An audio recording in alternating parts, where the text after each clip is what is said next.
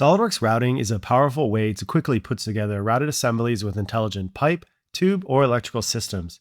It relies on a library with smart features to auto-snap things into place and quickly build the routes. The features and library are controlled by the Routing Library Manager. One way to get to this, with an assembly open, is to go to the Tools menu. Under Routing, in Routing Tools, you'll find the Routing Library Manager. But if you don't have an assembly file open, you can still access this by going to the Routing menu under the System Options.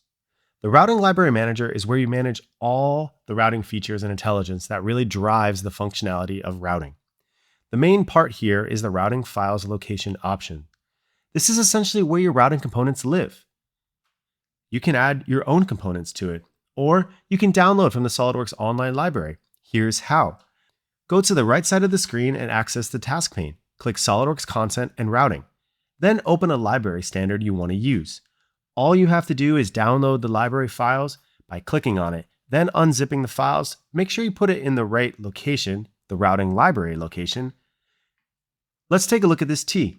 You see it already has the intelligent C and R points as well as the entire family of sizes pre-populated. This is a quick way to grow your routing library so you can start making more complete assemblies quicker.